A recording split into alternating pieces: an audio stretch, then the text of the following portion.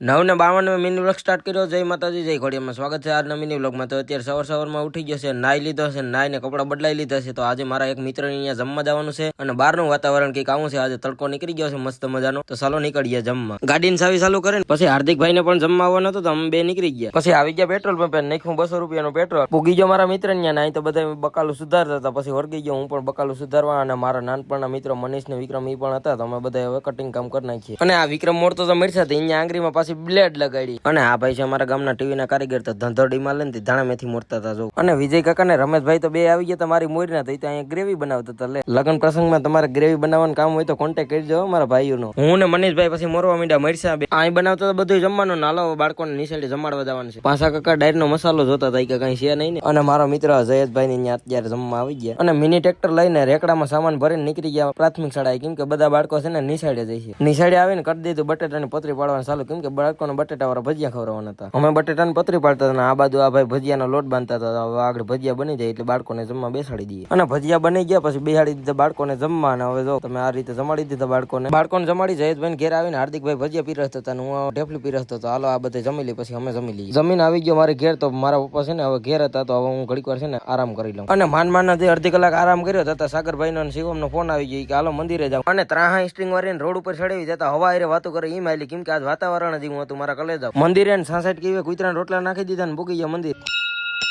પછી કર્યા માતાજીના મસ્ત મજાના દર્શન. જિગ્નેશ આવી ગયો ને પછી અમે સાડે છે ને ખીલા કાપવાનું કામ કરી દીધું. ચાલો ને હવે આપણો આજનો મિલોગ છે ને અહીં સુધી રાખીએ. વિડીયો પસંદ આવ્યો લાઈક કરી નાખજો. ચેનલમાં નવા હોય જય માતાજી કોમેન્ટ કરીને સબસ્ક્રાઈબ કરી નાખજો. હાલો મળીએ બીજા લોકમાં. Bye bye.